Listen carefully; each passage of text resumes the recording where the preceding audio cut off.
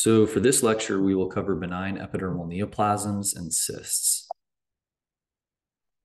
Starting out with benign acanthomas. These are benign tumors of the epidermal keratinocytes, characterized by an expansion of the epidermis, whether that be hyperplasia or acanthosis.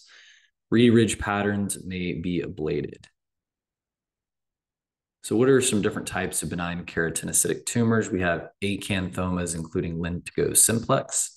This may include large cell acanthoma or lichen planus-like keratoses, seborrheic keratoses, clear cell acanthomas, warty disc keratomas, melanoacanthomas, acantholytic acanthomas, and epidermolytic acanthomas. So starting off with lentigo simplex, this is a well-demarcated flat pigmented macule. You will see epidermal hyperplasia, elongated club-shaped reedy ridges, and increased melanin pigment, which can be mild to moderate, increased numbers of single melanocytes at the basal layer as well. Now, you're not going to have so much increase in melanocytes that you'll actually have a cluster of melanocytes. So if you've got 3 or more melanocytes together in the same proximity, that's essentially a nest. So these are going to be separated by at least 1 or 2 cells in cases of melanocytic hyperplasia. But in your typical lentigo, you may have just a mildly increased level of melanocyte density rather, and heavy pigmented keratinocytes, especially at the base of the reedy ridges, which we will see. Again, absence of melanocyte nests, because if you had nests, that would be a junctional nevus. So here you see abundant pigment along the dermal epidermal junction. Many misconceptions for beginners. They think that most of this melanin pigment is actually in the melanocytes, but in reality, it's in the keratinocytes. Remember that basic kind of density of melanocyte to keratinocyte along the dermal epidermal junction is for every 1 melanocyte, you should have approximately 10 keratinocytes before you get to another melanocyte. So in lentigos, the concentration of melanocytes are actually increased. And in some areas, you may think that they're getting close to being contiguous. It's always good to do the SOX10 stain if there's any questions, so you can highlight the melanocytes among these pigmented keratinocytes. Lentigo simplex is associated with numerous lentiginous within syndromes. And so you have many different syndromes that you should know for the dermatology boards, including Peutz-Jeghers, Leopard, Carney complex, Banyan and Riley Ruvalcaba, Lage-Hunziker, Cowden syndrome, xeroderma pigmentosum, and Cronkite candida. Now, we won't go over every syndrome for the sake of time, but we'll just cover some highlights here. So Peutz-Jeghers, again, associated with lots of lentiginous or lentigo simplex macules. So you can see melanotic macules as well as lentiginous. This is due to a mutation STK11 on chromosome 19. It's a tumor suppressor gene, and it's inherited in an autosomal dominant fashion. These patients also have hamartomatous GI polyps, in addition to the melanotic macules and lentiginous that you see down here in the picture below. They unfortunately have an increased risk of skin cancer, rather breast cancer, GI, and pancreatic cancer. So that's commonly a test question. Leopard syndrome, also known as cardiocutaneous syndrome or Gorlin syndrome 2, lentiginosus profusus syndrome, progressive cardiomyopathy lentiginosus. There's many different names, but it most commonly goes by Leopard syndrome. This is also a mutation that's autosomal dominant, and it's associated with the PTPN11 mutation. It's a part of the RAS-MAP kinase pathway syndromes, which involve the skin and other organs, including skeletal and cardiovascular organ systems. You'll see lentiginous. Again, this is the acronym. So lentiginous, EKG abnormalities, ocular hypertelorism. P is pulmonary stenosis. A is, it's kind of often forgotten that A stands for the word abnormal genitalia, and R is retarded growth, and D is deafness. Carney complex, also known as Name-Lamb syndrome, is an autosomal dominant disease. It's due to a mutation in the PRKAR1A gene, which is on chromosome 17. It's also a tumor suppressor. You'll see myxomas of the heart and skin, as well as lentiginous. That's why we're mentioning it here. There's many different kind of dysfunctions within the endocrine system. A lot of people view this as kind of an overactive endocrine system. These patients will often get testicular cancer, Sertoli cell cancer. They can have thyroid and pancreas tumors. They often will have a epithelioid blue nevus, as well as Simonis melanotic schwannomas as well. Seborrheic keratosis, this is the most common neoplasm that you should know just in basic dermatopathology and clinical dermatology. So again, most common cutaneous neoplasm, you're going to see this every day in clinic, and you will see this every day in dermatopathology sign out. So you'll see raised, tanned, brown, black, stuck on papules. They can look different, and they can have many different levels of pigment within them. So sometimes you have very flat SKs, sometimes you have more elevated papules, and sometimes they get so large that they're technically plaques. They're above 1 centimeter, and they can be skin colored, they can be brown, they can be black.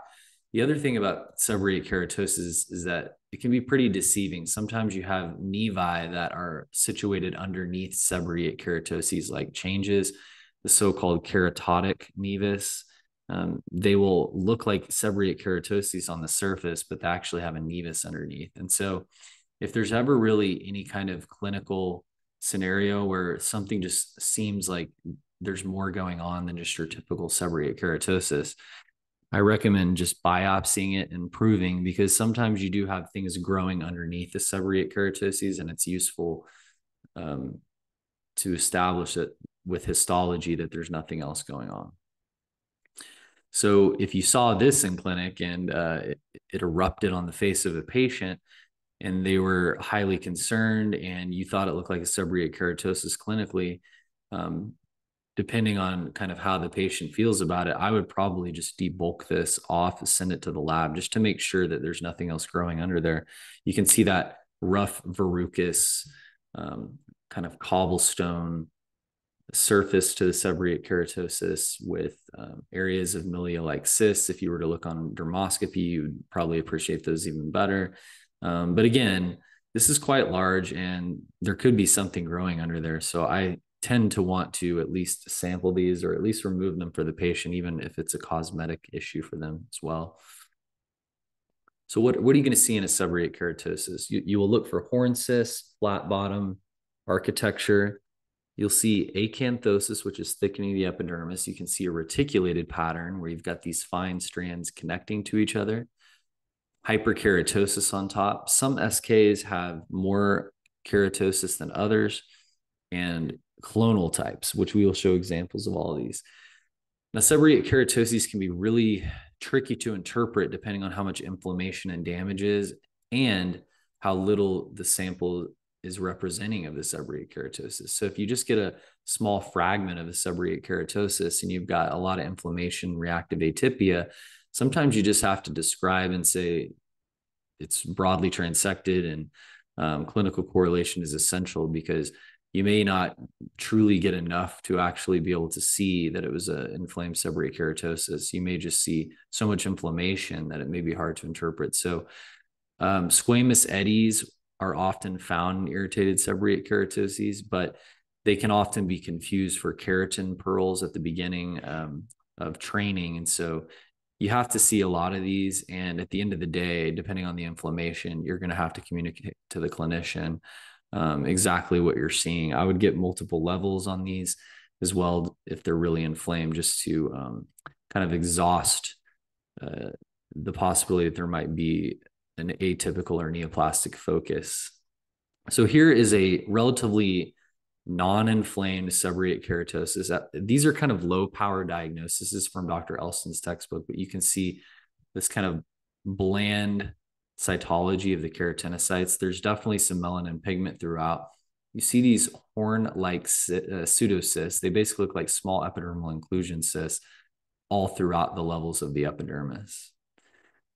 You can also see the flat-bottomed architecture. So it's not really endophytic. It's just kind of protruding above the level of the skin. If you went to the adjacent sides, it would be respecting the plane of skin in most cases. Now, if you go in high power, you shouldn't be seeing a ton of mitotic figures. You shouldn't be seeing a lot of nuclear pleomorphism, etc. Here's an example of kind of a lentigo-based seborrheic keratosis. Many times you will get rule out lentigo versus seborrheic keratosis, and actually parts of this looks like a lentigo because you've got that dirty sock or dipped in chocolate, foot dipped in chocolate appearance where you've got hyperpigmentation at the base of the reedy ridges, lentiginous epidermal hyperplasia, and some scattered horn cysts as well. And so I'll often sign these out as, lentigo and consistent with evolving seborrheic keratosis because they actually do share molecular similarities. And you can get seborrheic keratosis developing from lentigos or even collisions of them.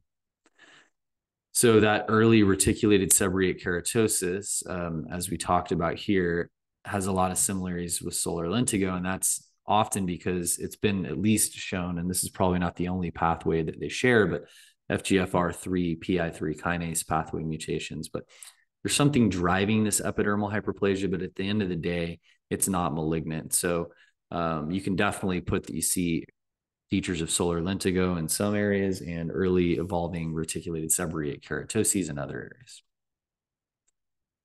Sometimes you may even get some tangential sectioning, or you may see this kind of hyperplastic appearance with reticulations all throughout the level of the neoplasm. So these interlacing pigmented epidermal strands look a lot like a reticulated seborrheic keratosis, and you've got these scattered horn cysts. I like to point out too that if you'll notice, all of these cysts are orthokeratosis and not parakeratosis. That's very important. If you've got a lot of parakeratosis within the cyst, that kind of starts to make you worry that there's some faster division and you're not getting the normal maturation of the keratin stratum corneum level. And so that implies that there's probably some faster division than what you're going to want to see.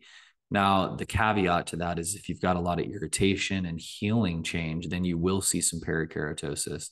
Again, parakeratosis doesn't equal malignancy. And how do you know that? Because you see it in even rashes. So parakeratosis often just means higher proliferative levels, and that could be in the sense of just trying to, in one case, in a rash, re-epithelialize, but in a neoplasm, it's going to indicate that there could be some faster levels of proliferation, which you should take that into account in your overall assessment.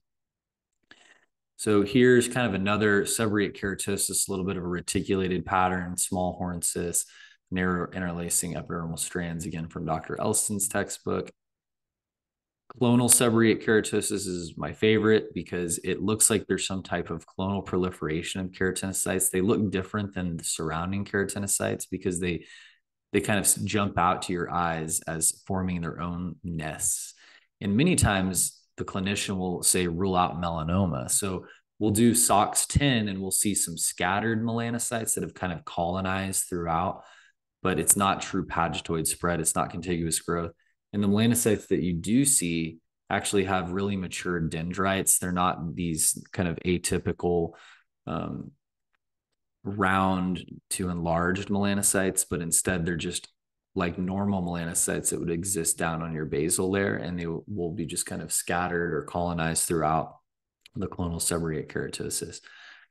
If you've got a lot of those and you've got a lot of pigment, then you may be dealing more with a melanoacanthoma, which we will talk about. But one of my mentors at the Cleveland Clinic used to say that he didn't like to use the word clonal in seborrheic keratosis because sometimes people misinterpreted that as the word clonal meaning malignant, or many times you read about that in your hematopathology neoplasms. And so just calling it seborrheic keratosis, and then maybe in the comments saying showing features of Borst-Yadison phenomenon, clonal proliferation of keratinocytes. But at the end of the day, it's not a skin cancer. So again, just another nest, that Borst-Yadison phenomenon of keratinocytes that kind of cluster together and form their own separate gestalt here with that nest that's clearly delineated from the rest of the keratinocytes. So on the upper left, you see an example of a clonal seborrheic keratosis. It can look very similar to hydroacanthoma simplex, where you've got clones of acrosyringeal keratoses. And so in clonal SK, they can take on spindled appearance, epithelioid appearance, maybe the cytoplasm color is different. In hydroacanthoma simplex, the key to making this diagnosis is really going to be the duct, the lumen that you see